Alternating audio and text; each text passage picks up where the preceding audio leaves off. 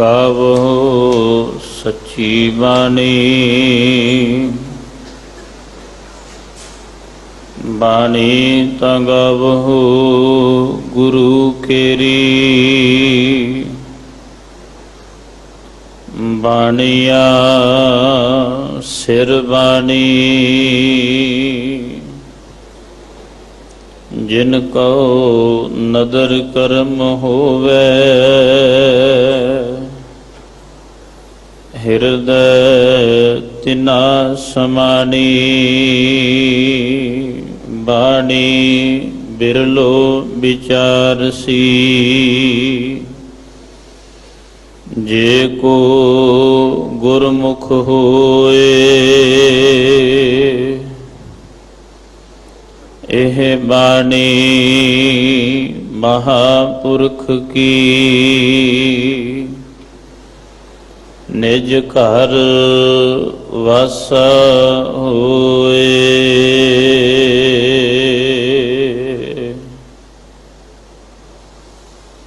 ਸਾਰੰਗ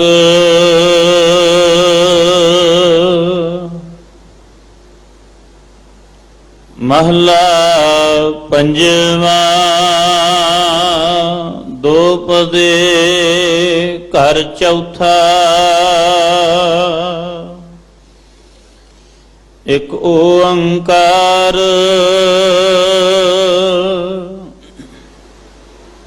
ਸਤਿਗੁਰ ਪ੍ਰਸਾਦ।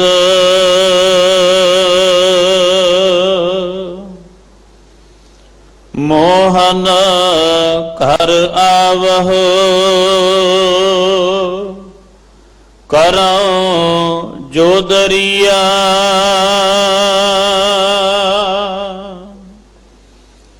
ਮਾਨ ਕਰਉ ਅਭਿਮਾਨੈ ਬੋਲੋ।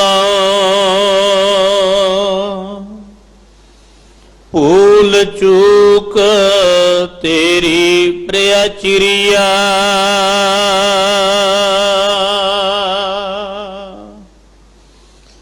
ਮੋਹਨ ਘਰ ਆਵਹੁ ਕਰਉ ਜੋ ਦਰੀਆ।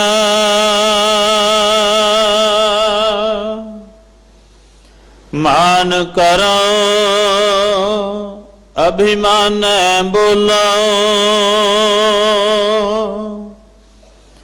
ਭੂਲ ਚੂਕ ਤੇਰੀ ਪ੍ਰਿਆ ਚਿਰਿਆ।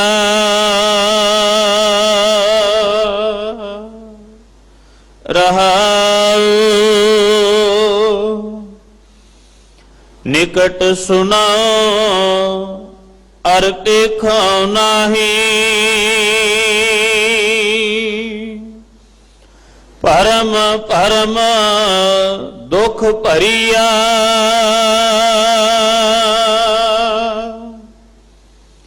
ਹੋਏ ਕਿਰਪਾਲ ਗੁਰ ਲਾਹੇ ਪਾਰਦੂ।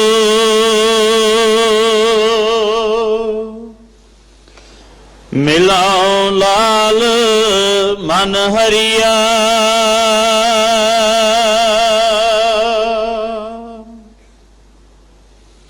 ਏਕ ਨਿਮਖ ਜੇ ਬਿਸਰੈ ਸੁਆਮੀ। ਜਾਨੋ ਕੋਟ ਦਿਨਸ ਲਖ ਬਰੀਆ।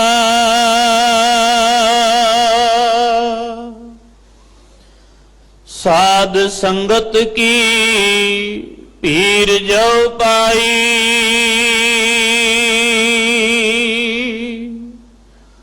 ਤਉ ਨਾਨਕ ਹਰ ਸੰਗ ਮਿਰਿਆ।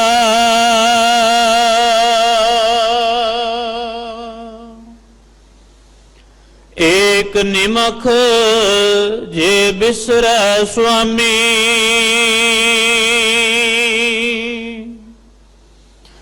ਜਾਨੋ ਕੋਟ ਦਿਨਸ ਲਖ ਬਰੀਆ।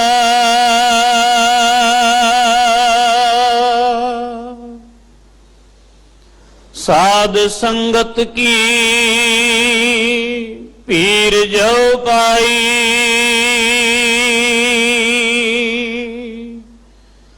ਤਉ ਨਾਨਕ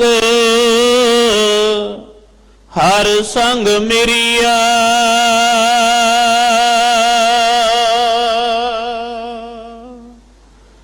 ਵਾਹਿਗੁਰੂ ਜੀ ਕਾ ਖਾਲਸਾ ਵਾਹਿਗੁਰੂ ਜੀ ਕੀ ਫਤਿਹ। ਸਾਰੰਗ ਰਾਗ ਅੰਦਰ ਗੁਰੂ ਅਰਜਨ ਦੇਵ ਪਾਤਸ਼ਾਹ ਜੀ ਦੇ ਉਚਾਰਨ ਕੀਤੇ ਹੋਏ ਪਾਵਨ ਬਚਨ, ਇਸ ਸ਼ਬਦ ਦੇ ਵਿਚਾਰ ਸਰਵਣ ਕਰਵਾ ਰਹੇ ਹਨ ਮਾਨਯੋਗ ਭਾਈ ਪਰਮਜੀਤ ਸਿੰਘ ਜੀ, ਗ੍ਰੰਥੀ ਗੁਰਦੁਆਰਾ ਬੰਗਲਾ ਸਾਹਿਬ। ਸਤਿਗੁਰੂ ਕਿਰਪਾ ਕਰਨ, ਸਰਬੱਤ ਸੰਗਤ ਦੀ ਹਾਜ਼ਰੀ, ਸੇਵਾਦਾਰ ਥਾਂ ਪਾਉਣ, ਯਾਤਰਾ ਸਫਲ ਕਰਨ। ਜੇਠ ਦੇ ਮਹੀਨੇ ਦੀ ਸੰਗਰਾਂਦ ਕੱਲ 15 ਮਈ ਨੂੰ ਹੈ। ਤੀਸਰੇ ਪਾਤਸ਼ਾਹ ਧੰਨ ਧੰਨ ਸਾਹਿਬ ਸ੍ਰੀ ਗੁਰੂ ਅਮਰਦਾਸ ਪਾਤਸ਼ਾਹ ਜੀ ਦਾ ਪਾਵਨ ਪੁੱਤਰ ਪ੍ਰਕਾਸ਼ ਗੁਰਪੁਰਬ 17 ਮਈ ਨੂੰ ਹੈ। ਅਗਲੇ ਸਮੇਂ ਵਾਸਤੇ ਬੜੇ ਪਿਆਰ ਅਦਬ ਦੇ ਨਾਲ ਸਤਿਗੁਰੂ ਜੀ ਦੀ ਪਾਵਨ ਬਾਣੀ ਦੀ ਵਿਚਾਰ ਸਰਵਣ ਕਰੀਏ ਜੀ। ਵਾਹਿਗੁਰੂ ਜੀ ਕਾ ਖਾਲਸਾ ਵਾਹਿਗੁਰੂ ਜੀ ਕੀ ਫਤਿਹ। ਸਤਨਾਮ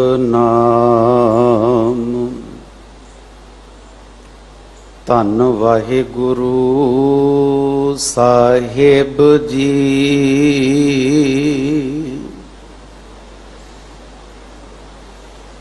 ਤੂੰ ਕਰਤਾ ਸਭ ਕਿਛ ਆਪੇ ਜਾਣੈ, ਕਿਆ ਤੁਧ ਪਹਿ ਆਖ ਸੁਣਾਈਐ। ਬੁਰਾ ਭਲਾ ਤੁਧ ਸਭ ਕਿਛ ਸੂਝੈ,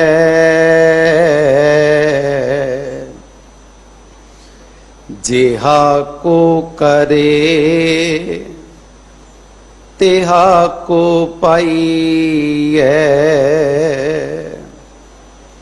ਮੇਰੇ ਸਾਹਿਬ ਤੂੰ ਅੰਤਰ ਕੀ ਬਿਦ ਜਾਣੈ,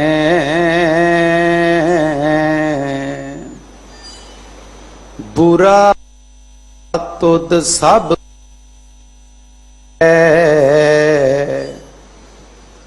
ਤੁਧ ਭਾਵੈ ਤਿਵੇਂ ਬੁਲਾਵੈ। ਆਪ ਭਲਾ ਸਭ ਜਗ ਭਲਾ, ਭਲਾ ਭਲਾ ਸਭਨਾ ਕਰ ਦੇਖੈ। ਆਪ ਬੁਰਾ ਸਭ ਜਗ ਬੁਰਾ, ਸਭ ਕੋ ਬੁਰਾ ਬੁਰੇ ਦੇ ਲੇਖੇ।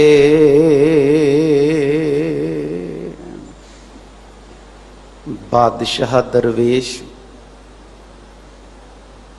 ਜੁਗਹੁ ਜੁਗ ਅਟਲ, ਚਵਰ ਛਤਰ ਤਖਤ ਦੇ ਮਾਲਕ, ਧੰਨ ਧੰਨ ਸ੍ਰੀ ਗੁਰੂ ਗ੍ਰੰਥ ਸਾਹਿਬ ਮਹਾਰਾਜ ਜੀ ਦੀ ਮੁਬਾਰਕ ਗੋਦ ਅੰਦਰ, ਧੰਨ ਧੰਨ ਗੁਰੂ ਹਰਿਕ੍ਰਿਸ਼ਨ ਸਾਹਿਬ ਮਹਾਰਾਜ ਜੀ ਦੇ ਪਾਵਨ ਇਤਿਹਾਸਕ ਅਸਥਾਨ ਗੁਰਦੁਆਰਾ ਬੰਗਲਾ ਸਾਹਿਬ ਦੀਆਂ ਹਾਜ਼ਰੀਆਂ ਭਰ ਰਹੇ ਭਾਗਾਂ ਵਾਲੇ ਸਤ ਸੰਗੀ ਜਨੋ, ਗੁਰੂ ਕਿਰਪਾ ਸਦਕਾ ਗੁਰੂ ਘਰ ਦੇ ਰਾਗੀ ਸਿੰਘਾਂ ਪਾਸੋਂ ਸਾਹਿਬਾਂ ਦੀ ਪਵਿੱਤਰ ਬਾਣੀ ਦਾ ਕੀਰਤਨ ਬੜੇ ਵਫਦ ਤੇ ਪਿਆਰ ਵਿੱਚ ਭੇਜ ਕੇ ਸਰਵਣ ਕੀਤਾ ਹੈ। ਉਪਰੰਤ ਸਤਿਕਾਰਯੋਗ ਭਾਈ ਸਾਹਿਬ ਜੀ ਪਾਸੋਂ ਅੱਜ ਦੇ ਵਿਚਾਰ ਅਧੀਨ ਪਾਵਨ ਸ਼ਬਦ ਦਾ ਮੂਲ ਪਾਠ ਸੰਗਤ ਰੂਪ ਵਿੱਚ ਜੁੜ ਕੇ ਸ਼ਰਵਣ ਕੀਤਾ ਹੈ। ਆਓ ਸਤਿਗੁਰੂ ਜੀ ਦੇ ਇਸ ਪਾਵਨ ਸ਼ਬਦ ਦੀ ਵਿਚਾਰ ਨੂੰ ਵਿਚਾਰਨ ਤੋਂ ਪਹਿਲਾਂ ਬਾਦਬ ਝੁਕਾਓ ਗੁਰੂ ਚਰਨਾਂ ਵਿੱਚ ਸੀਸ, ਸਤਿਗੁਰੂ ਦੀ ਬਖਸ਼ੀ ਹੋਈ ਫਤਿਹ ਨਾਲ ਪਾਵੋ ਸਾਂਝ। ਆਖੋ ਜੀ ਵਾਹਿਗੁਰੂ ਜੀ ਕਾ ਖਾਲਸਾ, ਵਾਹਿਗੁਰੂ ਜੀ ਕੀ ਫਤਿਹ। ਸਤਿਗੁਰੂ ਗੁਰੂ ਅਰਜਨ ਸਾਹਿਬ ਮਹਾਰਾਜ ਅੱਜ ਦੇ ਪਾਵਨ ਸ਼ਬਦ ਦੇ ਰਹਾਉ ਵਾਲੇ ਬੰਦ 'ਚ ਫਰਮਾਉਂਦੇ ਨੇ, ਮਾਲਕਾ ਮੈਂ ਜੀਵ ਇਸਤਰੀ ਤੇਰੇ ਚਰਨਾਂ 'ਚ ਜੋਦੜੀ ਵੀ ਕਰਦੀ ਆਂ, ਤਰਲਾ ਵੀ ਲੈਨੀ ਆਂ, ਪਰ ਜੋਦੜੀ ਬੇਨਤੀ ਤਰਲਾ ਲੈਣ ਦੇ ਬਾਵਜੂਦ ਵੀ ਮੈਂ ਮਾਣ ਨਾਲ ਭਰੀ ਹੋਈ ਹਾਂ। ਅਹੰਕਾਰ ਵਿੱਚ ਭਰੀਆਂ ਗੱਲਾਂ ਕਰਦੀਆਂ ਤੇ ਮਾਲਕਾ ਮੇਰੀ ਕੀਤੀ ਹੋਈ ਜੋਦੜੀ, ਮੇਰੀ ਕੀਤੀ ਹੋਈ ਬੇਨਤੀ, ਮੇਰਾ ਲਿਆ ਹੋਇਆ ਤਰਲਾ ਕਿਸ ਅਰਥ ਹੋਵੇਗਾ ਜਦੋਂ ਮੈਂ ਮਾਣ ਵੀ ਕਰਾਂ, ਅਹੰਕਾਰ ਨਾਲ ਵੀ ਭਰੀ ਹੋਵਾਂ। ਫਿਰ ਮਾਲਕਾ ਮੈਂ ਦੁਆਰਾ ਤਰਲਾ ਲੈਨੀ ਆ। ਦੁਆਰਾ ਕੀ ਤਰਲਾ ਲੈਨੀ ਆ? ਵੀ ਮੇਰੇ ਕੋਲੋਂ ਭੁੱਲਾਂ ਚੁੱਕਾਂ ਹੁੰਦੀਆਂ ਨੇ, ਮੇਰੇ ਕੋਲੋਂ ਗਲਤੀਆਂ ਹੁੰਦੀਆਂ ਨੇ, ਪਰ ਮਾਲਕਾ ਮੈਂ ਜੀਵ ਇਸਤਰੀ ਤੇਰੀ ਦਾਸੀ ਹਾਂ। ਤੇਰੀ ਚਿਰਿਆ ਤੋਂ ਭਾਵ ਹੈ ਦਾਸੀ, ਮੈਂ ਤੇਰੀ ਚੇਲੀ ਹਾਂ। ਪਰ ਮਾਲਕਾ ਜੇ ਤੇਰੀ ਮਿਹਰ ਦੀ ਨਿਗਾਹ ਹੋ ਜਾਏ ਮੇਰਾ ਮਾਣ ਟੁੱਟ ਸਕਦਾ ਹੈ। ਜੇ ਤੇਰੀ ਮਿਹਰ ਦੀ ਨਿਗਾਹ ਹੋ ਜਾਏ ਮੇਰਾ ਅਹੰਕਾਰ ਖਤਮ ਹੋ ਸਕਦਾ ਹੈ। ਤੇ ਮੇਰੇ ਵਰਗੀ ਚੇਲੀ ਨੂੰ, ਮੇਰੀ ਵਰਗੀ ਜੀਵ ਇਸਤਰੀ ਨੂੰ ਤੇਰੇ ਕੋਲੋਂ ਪਿਆਰ ਪ੍ਰਾਪਤ ਹੋ ਸਕਦਾ ਹੈ। ਸਤਿਗੁਰੂ ਰਹਾਉ ਵਾਲੇ ਬੰਦ ਅੰਦਰ ਆਰੰਭਤਾ 'ਚ ਬਚਨ ਝੋਲੀ ਪਾਉਂਦੇ ਨੇ, ਮੋਹਨ ਘਰ ਆਵੋ ਕਰੂੰ ਜੋਦਰੀਆ। ਜੋਦੜੀ ਕਿਸ ਵਾਸਤੇ ਕਰਦੀ ਹੈ ਜੀਵ ਇਸਤਰੀ? ਕਿ ਹੇ ਮਨ ਨੂੰ ਮੋਹ ਲੈਣ ਵਾਲੇ ਪਰਮਾਤਮਾ, ਤੂੰ ਮੇਰੇ ਹਿਰਦੇ ਰੂਪੀ ਘਰ ਵਿੱਚ ਆ। ਮਾਨ ਕਰੂੰ, ਜੋਦੜੀ ਵੀ ਕਰਦੀ ਆਂ ਵੀ ਤੂੰ ਮੇਰੇ ਹਿਰਦੇ 'ਚ ਆਵੇਂ, ਫਿਰ ਵੀ ਮੈਂ ਅਹੰਕਾਰ ਕਰਦੀ ਆਂ, ਮਾਣ ਕਰਦੀ ਆਂ। ਐਸਾ ਹੁੰਦਾ ਹੈ ਨਾ, ਬਹੁਤੀ ਵੇਰਾਂ ਬੰਦੇ ਨੂੰ ਇਸ ਕਰਕੇ ਹੀ ਮਾਣ ਹੁੰਦਾ ਹੈ ਕਿ ਮੇਰੇ ਤੋਂ ਵੱਧ ਤੇ ਕੋਈ ਗੁਰੂ ਘਰ ਹੀ ਨਹੀਂ ਆਉਂਦਾ, ਮੇਰੇ ਤੋਂ ਵੱਧ ਤੇ ਕੋਈ ਗੁਰੂ ਅੱਗੇ ਤਰਲਾ ਹੀ ਨਹੀਂ ਲੈ ਸਕਦਾ। ਸਤਿਗੁਰੂ ਕਹਿੰਦੇ ਜੀਵ ਇਸਤਰੀ ਤਰਲਾ ਲੈ ਕੇ ਕਹਿੰਦੀ, ਮਾਲਕਾ ਤੈਨੂੰ ਹਿਰਦੇ ਰੂਪੀ ਘਰ ਵਿੱਚ ਬੁਲਾਉਣ ਵਾਸਤੇ ਜੋਦੜੀਆਂ ਕਰ ਰਹੀਆਂ, ਪਰ ਨਾਲ ਨਾਲ ਮਾਣ ਕਰ ਰਹੀਆਂ। ਅਭਿਮਾਨੇ ਬੋਲੂੰ, ਅਭਿਮਾਨ ਅਹੰਕਾਰ ਦੇ ਬਚਨ ਬੋਲਦੀ ਹਾਂ। ਭੂਲ ਚੂਕ ਤੇਰੀ ਪ੍ਰਚਿਰਿਆ, ਪ੍ਰੈ ਮਾਨੇ ਪਿਆਰੇ ਪਰਮਾਤਮਾ, ਭੁੱਲਾਂ ਚੁੱਕਾਂ ਕਰਨ ਵਾਲੀ ਮੈਂ ਤੇਰੀ ਦਾਸੀ ਹਾਂ, ਤੇਰੀ ਚੇਲੀ ਹਾਂ। ਹੁਣ ਸੱਚ ਵਿੱਚ ਜਦੋਂ ਰੱਬ ਨੂੰ ਹਿਰਦੇ ਰੂਪੀ ਘਰ ਵਿੱਚ ਬੁਲਾਉਣਾ ਹੈ, ਪਹਿਲਾਂ ਜੋਦੜੀ ਜ਼ਰੂਰੀ ਹੈ, ਤਰਲਾ ਜ਼ਰੂਰੀ ਹੈ।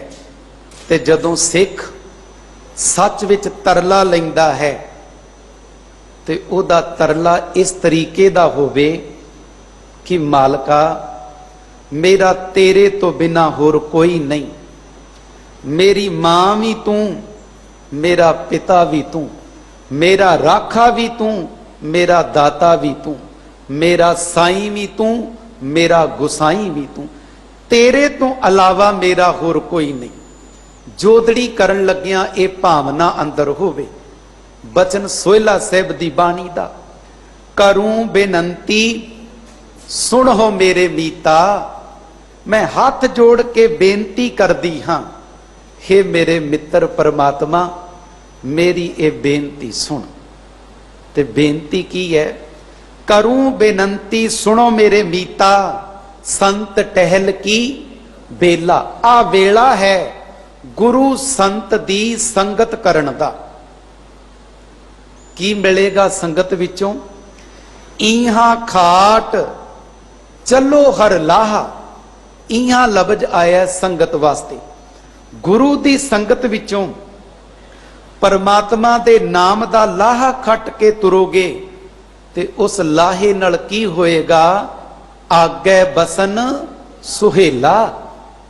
ਆਗੇ ਅਗਲੇ ਆਉਣ ਵਾਲੇ ਸਮੇਂ ਵਿੱਚ ਤੇਰਾ ਜਿਹੜਾ ਵਸਣਾ ਹੈ ਉਹ ਸੌਖਾ ਹੋ ਜਾਏਗਾ, ਚੰਗਾ ਹੋਏਗਾ। ਇਸ ਲਈ ਰੱਬ ਨੂੰ ਹਿਰਦੇ ਵਿੱਚ ਬੁਲਾਉਣ ਵਾਸਤੇ ਜੋਦੜੀ ਕਰ, ਪਰ ਅਹੰਕਾਰ ਨਾ ਕਰ, ਮਾਣ ਨਾ ਕਰ। ਇਸੇ ਲਈ ਬਾਣੀ ਕਹਿੰਦੀ ਹੈ, ਮਾਨ ਨਾ ਕੀਜੈ ਸ਼ਰਨ ਪਰੀਜੈ, ਕਰੈ ਸੋ ਭਲਾ ਮਨਾਈਐ। हे ਜੀਵ ਇਸਤਰੀਏ, ਅਹੰਕਾਰ ਨਾ ਕਰੀ, ਮਾਨ ਨਾ ਕੀਜੈ। ਕੀ ਕਰੀ? ਸ਼ਰਨ ਪਰੀਜੈ। ਜਿਹਦੇ ਅੱਗੇ ਜੋਦੜੀ ਕਰਨੀ ਵੀ ਤੂੰ ਮੇਰੇ ਹਿਰਦੇ ਰੂਪੀ ਘਰ ਵਿੱਚ ਆ ਜਾ, ਉਹਦੇ ਅੱਗੇ ਮਾਣ ਨਾ ਕਰੀ। ਤੇ ਸੱਚ ਜਾਣਨਾ, ਜਿਹੜਾ ਗੁਰੂ ਘਰ ਵਿੱਚ ਜ਼ੀਰੋ ਬਣ ਕੇ ਆਉਂਦਾ ਹੈ, ਗੁਰੂ ਉਹਨੂੰ ਕੌਮ ਦਾ ਹੀਰੋ ਬਣਾ ਦਿੰਦਾ ਹੈ। ਤੇ ਜਿਹੜਾ ਆਪਣਾ ਅਹੰਕਾਰ ਨਾਲ ਚੁੱਕੀ ਫਿਰਦਾ ਹੈ, ਗੁਰੂ ਤੇ ਪਰਮਾਤਮਾ ਅਹੰਕਾਰੀਆਂ ਵਾਲੇ ਪਾਸੇ ਪਿੱਠ ਕਰ ਲੈਂਦਾ ਹੈ। ਬਾਣੀ ਦਾ ਹੀ ਬਚਨ ਹੈ ਨਾ ਜੀ, ਅਹੰਕਾਰੀਆਂ ਨਿੰਦਕਾਂ ਪਿੱਠ ਦੇ, ਨਾਮ ਦੇਉ ਮੁਖ ਲਾਇਆ। ਅਹੰਕਾਰੀਆਂ ਨੂੰ ਨਾ ਗੁਰੂ ਘਰ ਥਾਂ, ਨਾ ਰੱਬ ਦੀ ਹਜ਼ੂਰੀ ਵਿੱਚ ਥਾਂ। ਮਾਨ ਨਾ ਕੀਜੈ ਸ਼ਰਨ ਪਰੀਜੈ, ਕਰੈ ਸੋ ਭਲਾ ਮਨਾਈਐ। ਜੋ ਪਰਮਾਤਮਾ ਤੇਰੇ ਲਈ ਕਰਦਾ ਹੈ ਉਹਨੂੰ ਤੂੰ ਭਲਾ ਕਰਕੇ ਮੰਨ ਲੈ ਕਿ ਪਰਮਾਤਮਾ ਤੂੰ ਮੇਰੇ ਲਈ ਜੋ ਕਰਦਾ ਹੈ ਚੰਗਾ ਕਰਦਾ ਹੈ। ਮੈਂ ਤੇਰੇ ਅੱਗੇ ਤਰਲਾ ਲੈਨੀ ਆ ਜੀਵ ਇਸਤਰੀ ਕਿ ਤੂੰ ਮੇਰੇ ਹਿਰਦੇ ਰੂਪੀ ਘਰ ਵਿੱਚ ਆ ਕੇ ਟਿਕ ਜਾ। ਮਾਨ ਨਾ ਕੀਜੈ ਸ਼ਰਨ ਪਰੀਜੈ, ਕਰੈ ਸੋ ਭਲਾ ਮਨਾਈਐ। ਸੁਨ ਮੀਤਾ ਜੀਉ ਪਿੰਡ ਸਭ ਤਨ ਅਰਪੀਜੈ, ਇਉ ਦਰਸ਼ਨ ਹਰ ਜੀਉ ਪਾਈਐ। हे ਮਿੱਤਰ ਸੁਣ, ਆਪਣੀ ਜਿੰਦ, ਆਪਣਾ ਤਨ, ਆਪਣਾ ਮਨ ਉਸ ਜੋਦੜੀ ਜਿਹਦੇ ਅੱਗੇ ਕਰਦਾ ਹੈ ਉਹਦੇ ਅੱਗੇ ਭੇਟਾ ਕਰ ਦੇ। ਇਸ ਤਰੀਕੇ ਨਾਲ ਉਸ ਹਰੀ ਪਰਮਾਤਮਾ ਵਾਹਿਗੁਰੂ ਦਾ ਤੈਨੂੰ ਹਿਰਦੇ ਰੂਪੀ ਘਰ ਵਿੱਚ ਦੀਦਾਰ ਹੋਵੇਗਾ। ਸਤਿਗੁਰੂ ਕਹਿ ਰਹੇ ਨੇ, ਤਰਲਾ ਲੈ ਤੇ ਆਖ, हे ਮਨ ਨੂੰ ਮੋਹ ਲੈਣ ਵਾਲਿਆ, ਇੰਨੇ ਦਿਨਾਂ ਤੋਂ ਮੈਂ ਤੇਰੀ ਖਾਤਰ ਗੁਰੂ ਅੱਗੇ ਝੁਕਦਾ, ਤੇਰੀ ਖਾਤਰ ਗੁਰੂ ਦੀ ਬਾਣੀ ਦਾ ਪਾਠ ਕਰਦਾ, ਹੁਣ ਤਾਂ ਮੇਰੇ ਹਿਰਦੇ ਰੂਪੀ ਘਰ ਵਿੱਚ ਆ ਜਾ। ਕਿਉਂ ਨਹੀਂ ਆਉਂਦਾ? ਕੋਈ ਨਾ ਕੋਈ ਤੇ ਕਾਰਨ ਹੋਵੇਗਾ। ਕਾਰਨ ਕੀ ਹੈ ਜੀ? ਹਿਰਦੇ ਦਾ ਡਰਾਇੰਗ ਰੂਮ ਸਾਫ਼ ਨਹੀਂ ਹੈ। ਇਸ ਕਰਕੇ ਉਹ ਨਿਰਮਲ ਪਾਕ ਪਵਿੱਤਰ ਪਰਮਾਤਮਾ ਦੀ ਯਾਦ ਤੇ ਉਹ ਰੱਬੀ ਪਿਆਰ ਤੇਰੇ ਹਿਰਦੇ ਵਿੱਚ ਪ੍ਰਗਟ ਨਹੀਂ ਹੁੰਦਾ। ਚਲੋ ਗੱਲ ਸੌਖੀ ਕਰਕੇ ਸਮਝ ਲਈਏ। ਘਰ ਦੇ ਅੰਦਰ ਆਮ ਤੌਰ ਤੇ ਘਰ ਦੀ ਸੁਵਾਣੀ ਸਵੇਰੇ ਉੱਠਦਿਆਂ ਸਾਰ ਸਭ ਤੋਂ ਪਹਿਲਾਂ ਘਰ ਦੇ ਡਰਾਇੰਗ ਰੂਮ ਨੂੰ ਸਾਫ਼ ਕਰਦੀ ਹੈ। ਬੈੱਡਰੂਮ ਦੀ ਸਫਾਈ ਦੀ ਵਾਰੀ ਬਾਅਦ ਵਿੱਚ ਆਉਂਦੀ ਹੈ। ਪੁੱਛਿਆ ਵੀ ਸਵੇਰੇ ਉੱਠਦਿਆਂ ਸਾਰ ਡਰਾਇੰਗ ਰੂਮ ਦੀ ਸਫਾਈ ਕਿਉਂ? ਬੋਲ ਕੇ ਉੱਤਰ ਦੇਗੀ ਘਰ ਦੀ ਸੁਵਾਣੀ ਕਿ ਭਾਈ ਕੋਈ ਪਤਾ ਨਹੀਂ, ਕਿਹੜਾ ਰਿਸ਼ਤੇਦਾਰ, ਕੋਈ ਪਰਾਹੁਣਾ ਅਚਨਚੇਤ ਘਰ ਵਿੱਚ ਆਏਗਾ, ਆਉਂਦਿਆਂ ਸਾਰ ਘਰ ਦੇ ਡਰਾਇੰਗ ਰੂਮ ਵਿੱਚ ਬੈਠੇਗਾ। ਤੇ ਜੇ ਡਰਾਇੰਗ ਰੂਮ 'ਚ ਸਾਫ਼ ਸਫਾਈ ਨਾ ਹੋਏਗੀ ਤੇ ਆਇਆ ਹੋਇਆ ਪਰਾਹੁਣਾ ਕੀ ਆਖੇਗਾ। ਹੁਣ ਇੱਕ ਬਾਹਰ ਦੇ ਆਏ ਹੋਏ ਪਰਾਹੁਣੇ ਦੇ ਡਰ ਤੋਂ ਘਰ ਦੇ ਡਰਾਇੰਗ ਰੂਮ ਦੀ ਸਫਾਈ ਸਵੇਰੇ ਉੱਠਦਿਆਂ ਸਾਰ, ਤੇ ਇਹ ਬੰਦਿਆ ਜਿਹੜਾ ਕੁੱਲ ਮਖਲੂਕਤਾਤ ਦਾ ਪਰਾਹੁਣਾ ਪਰਮਾਤਮਾ ਹੈ, ਜਦੋਂ ਉਹਨੇ ਤੇਰੇ ਹਿਰਦੇ ਰੂਪੀ ਘਰ ਵਿੱਚ ਆਉਣਾ ਹੈ, ਜਿਹਨੂੰ ਤੂੰ ਜੀਵ ਇਸਤਰੀ ਬਣ ਕੇ ਆਵਾਜ਼ਾਂ ਮਾਰਦੀ ਹੈ ਰੋਜ਼, ਜਦੋਂ ਉਹ ਘਰ ਵਿੱਚ ਆਏ ਹਿਰਦੇ ਦੇ ਡਰਾਇੰਗ ਰੂਮ ਵਿੱਚ, ਤੇ ਕੀ ਇਹਦੀ ਸਫਾਈ ਦੀ ਜ਼ਰੂਰਤ ਨਹੀਂ? ਜਿਹੜਾ ਬਚਨ ਪੜ੍ਹਦੇ ਆ ਜਪਜੀ ਸਾਹਿਬ ਦੀ ਬਾਣੀ ਵਿੱਚੋਂ, ਭਰੀਏ ਮਤ ਪਾਪਾਂ ਕੈ ਸੰਗ ਉਹ ਧੋਪੈ ਨਾਮੇ ਕੈ ਰੰਗ। ਜਿਹੜੀ ਮਤ ਪਾਪਾਂ ਤੇ ਗੁਨਾਹਾਂ ਨਾਲ ਭਰੀ, ਜਿਹੜਾ ਹਿਰਦਾ ਵਿਕਾਰਾਂ ਨਾਲ ਭਰਿਆ ਹੋਇਆ, ਸਤਿਗੁਰੂ ਕਹਿੰਦੇ ਜਦੋਂ ਤੱਕ ਇਹ ਹਿਰਦੇ ਦਾ ਡਰਾਇੰਗ ਰੂਮ ਸਾਫ਼ ਨਾ ਹੋਇਆ, ਪਰਮਾਤਮਾ ਪਰਾਹੁਣਾ ਇਹਦੇ ਵਿੱਚ ਕਿਵੇਂ ਆਏਗਾ? ਤੂੰ ਜੋਦੜੀ ਤਾਂ ਕਰ ਕਿ ਮੋਹਨ ਮੇਰੇ ਹਿਰਦੇ ਰੂਪੀ ਘਰ ਵਿੱਚ ਆ ਜਾ, ਤਰਲਾ ਤੇ ਲੈ, ਪਰ ਨਾਲ ਨਾਲ ਹਿਰਦੇ ਦੀ ਡਰਾਇੰਗ ਰੂਮ ਦੀ ਸਫਾਈ ਵੀ ਕਰ। ਤੇ ਇਹਦੀ ਸਫਾਈ ਵਾਸਤੇ ਤੈਨੂੰ ਗੁਰੂ ਦੀ ਬਾਣੀ ਦਾ ਓਟ ਆਸਰਾ ਲੈਣਾ ਪਏਗਾ, ਕਿਉਂਕਿ ਬਾਹਰੀ ਤੌਰ ਤੇ ਬੰਦਾ ਫਰਸ਼ ਤੇ ਪੋਚਾ ਮਾਰਦਾ ਹੈ, ਪੋਚਾ ਵੀ ਗੰਦਾ ਹੁੰਦਾ ਹੈ, ਪਾਣੀ ਵੀ ਗੰਦਾ ਹੁੰਦਾ ਹੈ, ਪਰ ਫਰਸ਼ ਸਾਫ਼ ਹੁੰਦੀ ਹੈ, ਘਰ ਦਾ ਵਿਹੜਾ ਸਾਫ਼ ਹੋ ਜਾਂਦਾ ਹੈ। ਪਰ ਸੱਚ ਜਾਣਨਾ, ਜਿੱਦਣ ਗੁਰੂ ਦੀ ਬਾਣੀ ਦੇ ਸ਼ਬਦ ਦਾ ਪੋਚਾ ਤੇਰੇ ਹਿਰਦੇ ਵਿੱਚ ਤੇ ਤੇਰੀ ਮੱਤ ਤੇ ਵੱਜੇਗਾ, ਬਾਣੀ ਦਾ ਸ਼ਬਦ ਪੋਚਾ ਵੀ ਸ਼ੁੱਧ ਤੇ ਪਾਕ ਪਵਿੱਤਰ ਰਹੇਗਾ, ਪਰ ਤੇਰੇ ਹਿਰਦੇ ਤੇ ਮੱਤ ਦੀ ਮੈਲ ਜ਼ਰੂਰ ਸਾਫ਼ ਕਰ ਦੇਵੇਗਾ। ਬਾਹਰ ਪੋਚਾ ਵੀ ਗੰਦਾ, ਪਾਣੀ ਵੀ ਗੰਦਾ ਹੋਏਗਾ, ਪਰ ਸਿਰਫ ਤੇ ਸਿਰਫ ਫਰਸ਼ ਸਾਫ਼ ਹੋਏਗੀ। ਪਰ ਜਿੱਦਣ ਗੁਰੂ ਦੀ ਬਾਣੀ ਦਾ ਪੋਚਾ ਹਿਰਦੇ ਤੇ ਮੱਤ ਤੇ ਵੱਜੇਗਾ, ਉਦਣ ਇਹ ਜ਼ਰੂਰ ਗੁਰੂ ਦੇ ਸ਼ਬਦ ਦੀ ਪਾਰਸ ਕਲਾ ਨਾਲ ਸਾਫ਼ ਤੇ ਸ਼ੁੱਧ ਹੋਏਗੀ। ਸਤਿਗੁਰੂ ਅੱਜ ਸਾਨੂੰ ਤਰਲਾ ਲੈਣਾ ਸਮਝਾਉਂਦੇ ਨੇ ਕਿ ਜੇ ਜੋਦੜੀ ਕਰਨੀ ਹੈ, ਅਹੰਕਾਰ ਨਾ ਕਰੀ, ਮਾਣ ਨਾ ਕਰੀ, ਭੁੱਲਾਂ ਤੇ ਚੁੱਕਾਂ ਨਾ ਕਰੀ, ਸਿਰਫ ਚੇਲੀ ਤੇ ਦਾਸੀ ਬਣ ਕੇ ਗੁਰੂ ਚਰਨਾਂ ਵਿੱਚ ਟਿਕ ਕੇ ਸੇਵਾ ਨਿਭਾਈ, ਗੁਰੂ ਤੇਰੀ ਸੇਵਾ ਜ਼ਰੂਰ ਥਾਂ ਪਾਏਗਾ। ਸਤਿਗੁਰੂ ਫਰਮਾਉਂਦੇ ਨੇ, ਮੋਹਨ ਘਰ ਆਵੋ ਕਰੂੰ ਜੋ ਦਰਿਆ, ਮਾਨ ਕਰੂੰ ਅਭਿਮਾਨੇ ਬੋਲੂੰ। ਇੱਕ ਤਾਂ ਮਾਣ ਕਰਨਾ, ਦੂਜਾ ਅਹੰਕਾਰ ਦੇ ਬੋਲ ਬੋਲਣੇ।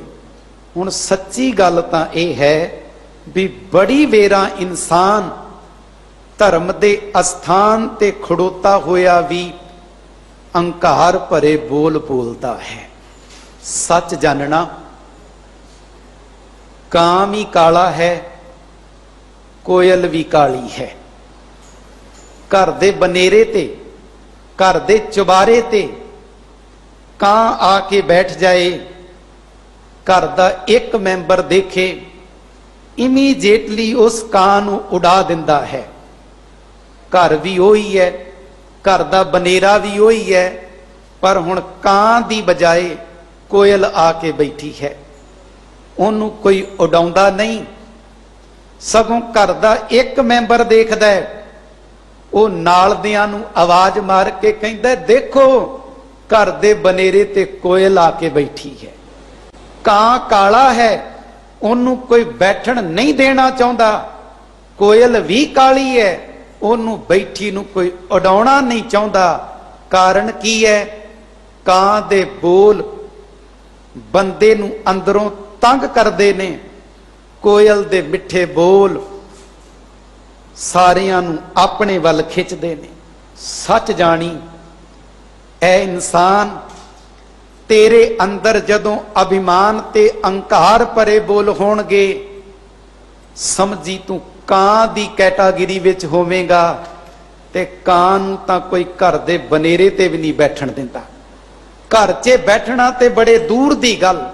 ਫਿਰ ਬੇਨਤੀ, ਜੇ ਘਰ ਦੇ ਕਿਸੇ ਮੈਂਬਰ ਦੇ ਨਾਲ ਘਰਦਿਆਂ ਦੀ ਅਣਬਣ ਹੈ, ਘਰ ਦੇ ਉਹਨੂੰ ਘਰ ਰੱਖਣਾ ਨਹੀਂ ਚਾਹੁੰਦੇ, ਸਮਝ ਲੈਣਾ ਉਹਦੇ ਬੋਲਾਂ ਵਿੱਚ ਜ਼ਰੂਰ ਕਾਂ ਵਾਲਾ ਸੁਭਾਅ ਪੈਦਾ ਹੋਇਆ ਹੋਏਗਾ।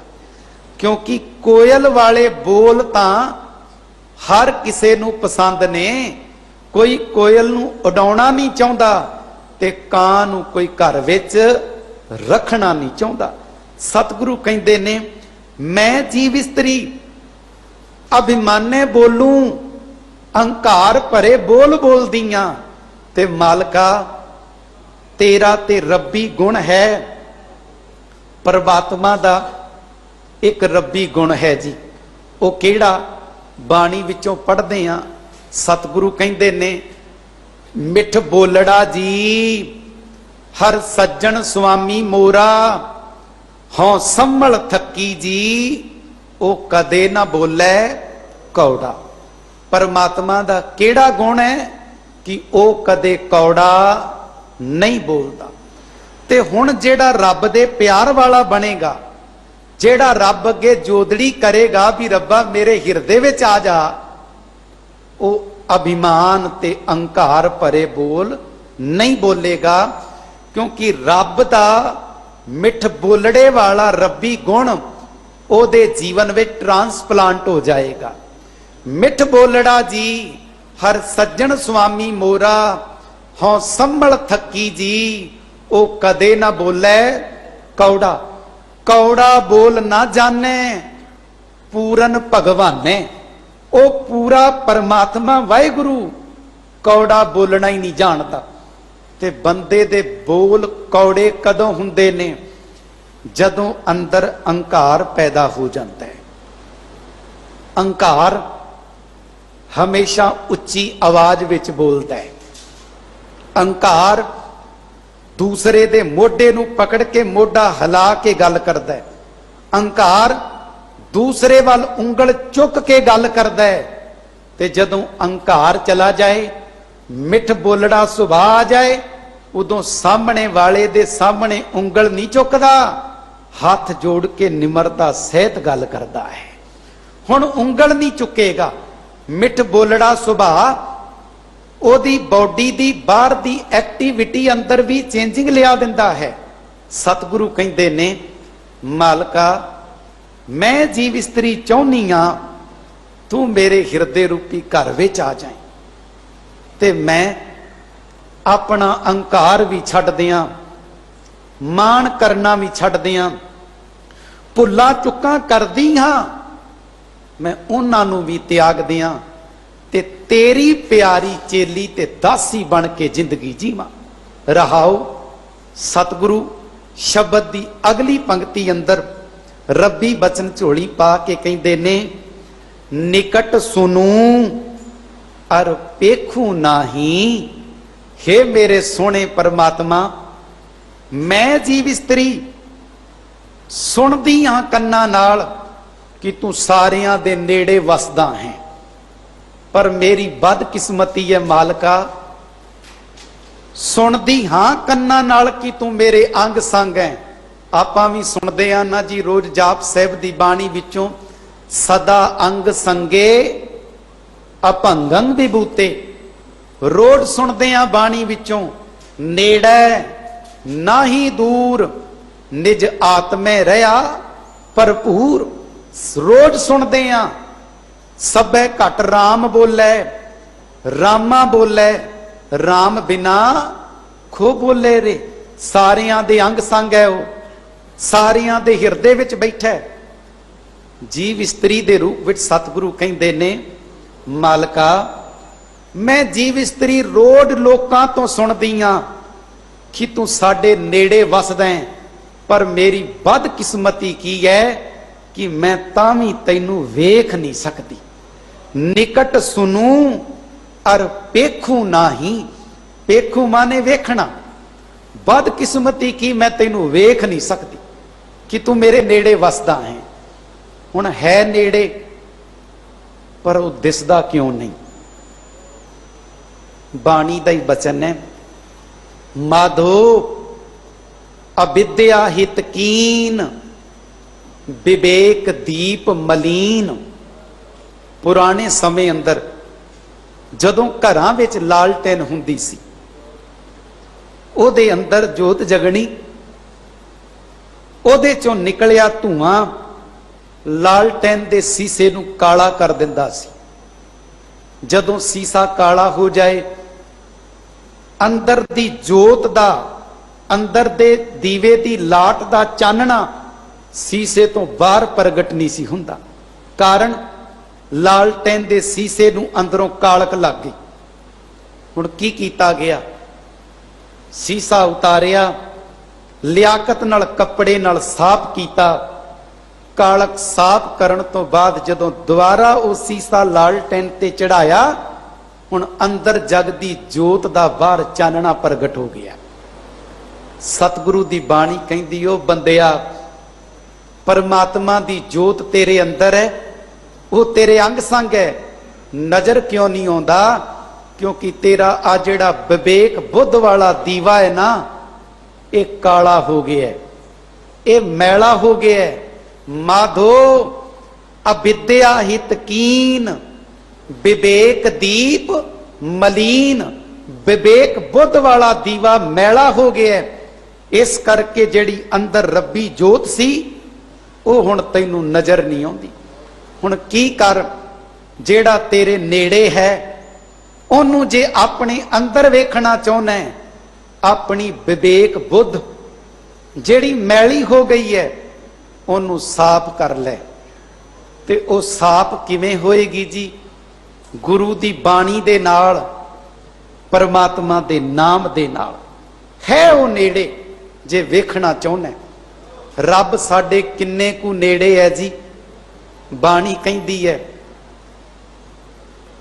ਤਾਂ ਨੇੜੇ, ਪਰ ਬੰਦਾ ਸਮਝਣ ਦਾ ਯਤਨ ਕਰੇ। ਹੈ ਤਾਂ ਸਹੀ, ਲਖੈ ਜੋ ਕੋਈ। ਫਿਰ ਇੱਕ ਬਾਣੀ ਦਾ ਬਚਨ ਹੁੰਦਾ ਹੈ, ਸਤਿਗੁਰੂ ਕਹਿੰਦੇ ਨੇ ਭਗਤ ਰਵਿਦਾਸ ਜੀ ਦੀ ਰਚਨਾ ਤੋਂ, ਸਰਬੇ ਏਕ ਅਨੇਕੈ ਸੁਆਮੀ, ਸਭ ਘਟ ਭੁਗਵੈ ਸੋਈ, ਕਹਿ ਰਵਿਦਾਸ ਹਾਥ ਪੈ ਨੇੜੈ। ਪਰਮਾਤਮਾ ਕਿੰਨੀ ਕੁ ਨੇੜੇ ਹੈ। ਕਹਿ ਰਵਿਦਾਸ ਹਾਥ ਪੈ ਨੇੜੈ, ਹੱਥ ਤੋਂ ਵੀ ਨੇੜੇ। ਇਹਦਾ ਕੀ ਮਤਲਬ?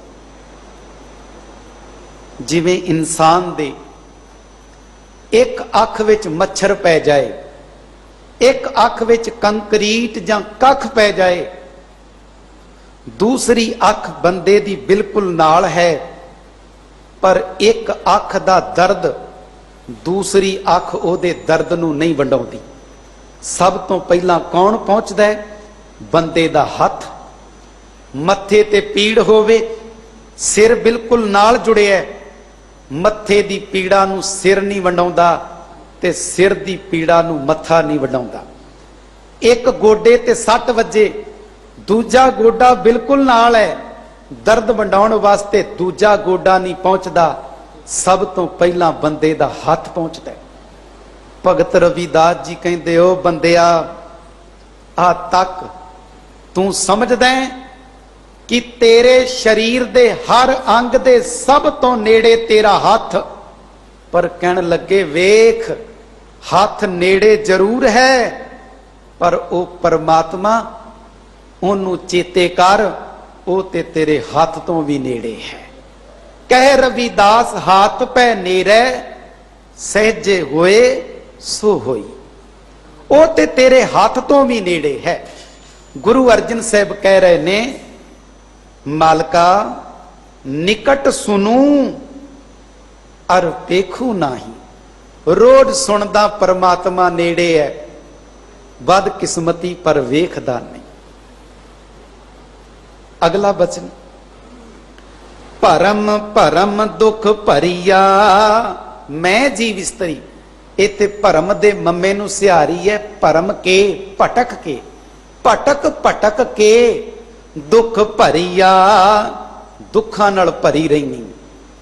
ਕਿੰਨੀਆਂ ਕੁ ਭਟਕਣਾ ਨੇ ਮੇਰੀ ਜ਼ਿੰਦਗੀ ਅੰਦਰ, ਉਹਨਾਂ ਭਟਕਣਾ ਕਰਕੇ ਮੈਂ ਦੁੱਖਾਂ ਵਿੱਚ ਭਰੀ ਰਹਿਨੀ ਹਾਂ। ਹੋਏ ਕਿਰਪਾਲ ਗੁਰ ਲਾਹੇ ਪਾਰ ਦੋ, ਹੋਏ ਕਿਰਪਾਲ, ਜਦੋਂ ਗੁਰੂ ਕਿਰਪਾਲੂ ਹੋ ਜਾਏ, ਜਦੋਂ ਗੁਰੂ ਮਿਹਰਬਾਨ ਹੋ ਜਾਏ, ਜਦੋਂ ਗੁਰੂ ਤਰਸ ਦੀ ਮਿਹਰ ਦੀ ਨਿਗਾਹ ਨਾਲ ਨਿਵਾਜ ਦੇਵੇ, ਫਿਰ ਗੁਰੂ ਕੀ ਕਰਦਾ ਹੈ? ਗੁਰ ਲਾਹੇ ਪਾਰ ਦੋ। ਗੁਰੂ ਅੰਦਰ ਜਿਹੜਾ ਭਟਕਣਾ ਦਾ, ਭਰਮਾਂ ਦਾ, ਅਹੰਕਾਰ ਦਾ, ਮਾਣ ਦਾ ਪਰਦਾ ਲੱਗਾ ਸੀ ਨਾ, ਗੁਰੂ ਉਹਨੂੰ ਲਾ ਦਿੰਦਾ ਹੈ। ਗੁਰੂ ਦੀ ਦਇਆ ਤੋਂ ਬਿਨਾ ਅਹੰਕਾਰ ਦਾ ਪਰਦਾ ਲਾਂਭੇ ਨਹੀਂ ਹੁੰਦਾ। ਗੁਰੂ ਦੀ ਦਇਆ ਦ੍ਰਿਸ਼ਟੀ ਤੋਂ ਬਿਨਾ ਹਉਮੈ ਦੇ ਪਰਦੇ ਵੀ ਲਾਂਭੇ ਨਹੀਂ ਹੁੰਦੇ। ਗੁਰੂ ਪਰਦੇ ਦੂਰ ਕਰਦਾ ਹੈ, ਪਰ ਉਸੇ ਸਿੱਖ ਦੇ ਜਿਹੜਾ ਗੁਰੂ ਕੋਲ ਆ ਕੇ ਚਰਨਾਂ 'ਚ ਢਹਿ ਪੈਂਦਾ। ਗੁਰੂ ਦਇਆ ਦ੍ਰਿਸ਼ਟੀ ਕਰਕੇ ਸਿੱਖ ਦੇ ਬੰਧਨ ਦੇ ਪਰਦੇ ਵੀ ਕੱਟ ਦਿੰਦਾ। ਬਚਨ ਬਾਣੀ ਦਾ ਹੀ ਪੜ੍ਹਦੇ ਆ ਨਾ, ਸਤਿਗੁਰ ਸਿੱਖ ਕੇ ਬੰਧਨ ਕਾਟੈ, ਤੇ ਆਊਟਪੁੱਟ ਕਿਹੜੀ ਸਾਹਮਣੇ ਆਉਂਦੀ ਹੈ? ਗੁਰ ਕਾ ਸਿੱਖ ਵਿਕਾਰ ਤੇ ਹਟੈ। ਤੇ ਜਦੋਂ ਗੁਰੂ ਨੇ ਭਰਮਾਂ ਦੇ ਪਰਦੇ ਲਾ ਦਿੱਤੇ, ਫਿਰ ਕੀ ਹੋਇਆ? ਹੋਏ ਕਿਰਪਾਲ ਗੁਰ ਲਾਹੇ ਪਾਰ ਦੋ, ਮਿਲੂੰ ਲਾਲ ਮਨ ਹਰੀਆ। ਮਿਲੂੰ, ਮੈਂ ਮਿਲਾਂ ਲਾਲ, ਸੋਹਣੇ ਲਾਲ ਪਰਮਾਤਮਾ ਵਾਹਿਗੁਰੂ ਨੂੰ, ਉਸ ਮਾਲਕ ਨੂੰ ਮਿਲਣ ਸਦਕਾ ਮਨ ਹਰੀਆ। ਮੇਰਾ ਇਹ ਮਨ ਆਤਮਿਕ ਤੌਰ ਤੇ ਹਰਿਆ ਭਰਿਆ ਹੋ ਗਿਆ। ਜਿੱਦਾਂ ਹੀ ਉਸ ਪਰਮਾਤਮਾ ਨੂੰ ਮਿਲਾਂ ਤੇ ਮੈਂ ਜੀਵ ਇਸਤਰੀ ਜਿੱਦਾਂ ਹੀ ਮਿਲੀ, ਮਨ ਹਰਿਆ, ਮਨ ਵਾਕਿਆ ਹੀ ਅੰਦਰੋਂ ਹਰਿਆ ਭਰਿਆ ਹੋ ਗਿਆ। ਅਗਲਾ ਬਚਨ ਸਤਿਗੁਰੂ ਕਹਿੰਦੇ ਨੇ, ਏਕ ਨਿਮਖ ਜੇ ਬਿਸਰੈ ਸੁਆਮੀ, ਜਾਨੂ ਕੋਟ ਦਿਨਸ ਲੱਖ ਬਰੀਆ। ਹੇ ਮਾਲਕਾ, ਮੈਨੂੰ ਜੀਵ ਇਸਤਰੀ ਨੂੰ ਏਕ ਨਿਮਖ, ਨਿਮਖ ਕਹਿੰਦੇ ਨੇ ਅੱਖ ਦੇ ਪਲਕ ਝਮਕਣ ਜਿਤਨੇ ਸਮੇਂ ਨੂੰ। ਹੁਣ ਅੱਧੇ ਤੋਂ ਅੱਧੇ ਸੈਕਿੰਡ ਤੋਂ ਪਹਿਲਾਂ ਬੰਦਾ ਅੱਖ ਦੀ ਪਲਕ ਨੂੰ ਝਮਕ ਲੈਂਦਾ, ਤੇ ਸਤਿਗੁਰੂ ਗੁਰੂ ਅਰਜਨ ਸਾਹਿਬ ਕਹਿੰਦੇ, ਮਾਲਕਾ ਮੈਨੂੰ ਜੀਵ ਇਸਤਰੀ ਨੂੰ ਜੇ ਅੱਖ ਦੇ ਪਲਕ ਝਮਕਣ ਜਿਤਨੇ ਸਮੇਂ ਲਈ ਤੂੰ ਵਿਸਰ ਜਾਏ, ਤੂੰ ਭੁੱਲ ਜਾਏ, ਮੈਨੂੰ ਅਹਿਸਾਸ ਹੁੰਦਾ ਕਿ ਕਰੋੜਾਂ ਦਿਨ ਹੋ ਗਏ ਤੇ ਲੱਖਾਂ ਸਾਲ ਹੋ ਗਏ ਮੈਨੂੰ ਤੇਰੇ ਤੋਂ ਵਿਛੜੇ। ਏਕ ਨਿਮਖ ਜੇ ਬਿਸਰੈ, ਅੱਖ ਦੇ ਪਲਕ ਝਮਕਣ ਜਿਤਨੇ ਸਮੇਂ ਲਈ ਤੂੰ ਮੈਨੂੰ ਵਿਸਰੀ ਨਾ, ਯਾਦ ਆਉਂਦਾ ਰਹੀ। ਇਸੇ ਲਈ ਸਿੱਖ ਨੇ ਤਰਲਾ ਲੈਣਾ ਹੈ, ਏਕ ਨਿਮਖ ਜੇ ਬਿਸਰੇ ਸੁਆਮੀ, ਜਾਨੂ ਕੋਟ ਦਿਨਸ ਲੱਖ ਬਰੀਆ। ਜਾਨੂ ਮੈਂ ਜਾਣਦਾ ਹਾਂ, ਮੈਂ ਕੀ ਜਾਣਦੀ ਹਾਂ ਜੀਵ ਇਸਤਰੀ? ਕੋਟ ਦਿਨਸ, ਵੀ ਕਰੋੜਾਂ ਦਿਨ ਹੋ ਗਏ ਰੱਬ ਤੋਂ ਵਿਛੜੇ। ਲੱਖ ਬਰੀਆ, ਇਹ ਤੇ ਬਰੀਆ ਦਾ ਅਖਰੀ ਅਰਥ ਹੈ ਵਰੇ, ਸਾਲ। ਲੱਖਾਂ ਸਾਲ ਹੋ ਗਏ, ਕਰੋੜਾਂ ਦਿਨ ਹੋ ਗਏ। ਤੇ ਸਿੱਖ ਜਦੋਂ ਗੁਰੂ ਕੋਲ ਆਉਂਦਾ ਹੈ, ਅੰਦਰੋਂ ਅਹਿਸਾਸ ਕਰੇ ਕਿ ਮਾਲਕਾ ਮੈਂ ਤਾਂ ਕੁਝ ਸਮਾਂ ਤੇਰੀ ਗੋਦੀ 'ਚ ਬੈਠਦਾ, ਤੇਰੀ ਵਡਿਆਈ ਗਾ ਕੇ ਚਲਾ ਜਾਣਾ, ਫਿਰ ਜੇ ਤੂੰ ਮੈਨੂੰ ਯਾਦ ਨਹੀਂ ਆਉਂਦਾ। ਬਾਣੀ ਕਹਿੰਦੀ ਇੱਕ ਅੱਖ ਦੇ ਪਲਕ ਝਮਕਣ ਜਿਤਨਾ ਸਮਾਂ ਕਰੋੜਾਂ ਦਿਨ ਤੇ ਲੱਖਾਂ ਸਾਲ ਵਿਛੜੇ ਹੋਏ, ਤੇ ਮੇਰਾ ਤੇ ਫਿਰ ਜਨਮਾਂ ਜਨਮਾਂਤਰਾਂ ਦਾ ਵਿਛੋੜਾ ਹੋਏਗਾ। ਤੇ ਜੇ ਮੈਂ ਵਿਛੜਿਆ ਰਹਿ ਗਿਆ ਤੇ ਕਦੋਂ ਮੈਂ ਬਾਬੇ ਨਾਨਕ ਨਾਲ ਮਿਲਾਂਗਾ? ਕਦੋਂ ਮੈਂ ਗੁਰੂ ਨਾਨਕ ਪਾਤਸ਼ਾਹ ਦੀ ਵਿਚਾਰਧਾਰਾ ਨਾਲ ਮਿਲਾਂਗਾ? ਕਦੋਂ ਸਤਿਗੁਰੂ ਗੁਰੂ ਨਾਨਕ ਸਾਹਿਬ ਦੀ ਸਿੱਖੀ ਨੂੰ ਆਪਣੇ ਜੀਵਨ ਵਿੱਚ ਧਾਰਨ ਕਰਕੇ ਇੱਕ ਇੱਕ ਰੋਮ ਮੇਰਾ ਗੁਰੂ ਨਾਨਕ ਦਾ ਸ਼ੁਕਰ ਕਰੇ ਤੇ ਗੁਰੂ ਨਾਨਕ ਦੀ ਸਿੱਖੀ ਦਾ ਧਾਰਨੀ ਬਣੇ। ਇਹ ਕਦੋਂ ਹੋਏਗਾ? ਜਦੋਂ ਸਿੱਖ ਬਾਬੇ ਨਾਨਕ ਦੇ ਪੈਗਾਮ ਨੂੰ ਆਪਣੇ ਹਿਰਦੇ ਦੀ ਦਹਲੀਜ਼ 'ਚ ਟਿਕਾ ਲਏਗਾ। ਆ ਸਤਿਗੁਰੂ ਗੁਰੂ ਨਾਨਕ ਸਾਹਿਬ ਜੀ ਦਾ 550 ਸਾਲਾ ਪ੍ਰਕਾਸ਼ ਪੁਰਬ ਆਪਾਂ ਮਨਾਉਣਾ ਹੈ। ਲੋ ਤਵੱਜੋ ਦੇਣਾ ਕਿ ਬਾਬੇ ਨਾਨਕ ਦਾ ਪੈਗਾਮ ਸਾਡੇ ਹਿਰਦਿਆਂ ਵਿੱਚ ਕਿੰਨਾ ਕੁ ਘਰ ਕਰ ਗਿਆ। ਤਰਨ ਤਾਰਨ ਦੇ ਲਾਗੇ ਇੱਕ ਪਿੰਡ ਹੈ, ਪਿੰਡ ਦਾ ਨਾਂ ਹੈ ਪੱਠੇ ਵਿੰਡ। ਇਸ ਪੱਠੇ ਵਿੰਡ ਪਿੰਡ ਦੀ ਧਰਤੀ ਤੇ ਭਾਈ ਰਾਮ ਨਰਾਇਣ ਰਹਿੰਦਾ ਹੈ। ਰਾਮ ਨਰਾਇਣ ਦੇ ਘਰ ਸਮਾਂ ਪਾ ਕੇ ਇੱਕ ਪੁੱਤਰ ਪੈਦਾ ਹੋਇਆ ਤੇ ਪਿਤਾ ਰਾਮ ਨਰਾਇਣ ਨੇ ਉਹਦਾ ਨਾਂ ਸ਼ਿਵ ਨਾਰਾਇਣ ਰੱਖਿਆ। ਕਾਦਰ ਦੀ ਕੁਦਰਤ ਸਮਾਂ ਪਾ ਕੇ ਸ਼ਿਵ ਨਾਰਾਇਣ ਵੱਡਾ ਹੋਇਆ। ਸ਼ਿਵ ਨਾਰਾਇਣ ਦਾ ਵਿਆਹ ਬੀਬੀ ਬਨਾਰਸੀ ਜੀ ਨਾਲ ਹੋ ਗਿਆ। ਆਪ ਜੀ ਸੋਚਦੇ ਹੋਵੋਗੇ ਕਿ ਇਹ ਪਰਿਵਾਰ ਕੌਣ ਹੈ ਜਿਨ੍ਹਾਂ ਦਾ ਜ਼ਿਕਰ ਕੀਤਾ ਜਾ ਰਿਹਾ ਹੈ, ਤੇ ਚਲੋ ਨਾਲ ਸੌਖਾ ਕਰਕੇ ਸਮਝ ਲਈਏ। ਭਾਈ ਰਾਮ ਨਰਾਇਣ ਗੁਰੂ ਨਾਨਕ ਸਾਹਿਬ ਜੀ ਦੇ ਪੜਦਾਦਾ ਜੀ ਦਾ ਨਾਮ ਹੈ। ਭਾਈ ਰਾਮ ਨਰਾਇਣ ਗੁਰੂ ਨਾਨਕ ਸਾਹਿਬ ਜੀ ਦੇ ਦਾਦਾ ਜੀ ਦਾ ਨਾਮ ਹੈ। ਬੀਬੀ ਬਨਾਰਸੀ ਗੁਰੂ ਨਾਨਕ ਸਾਹਿਬ ਦੀ ਦਾਦੀ ਦਾ ਨਾਮ ਹੈ। ਕਿੱਥੇ ਰਹਿੰਦੇ ਨੇ?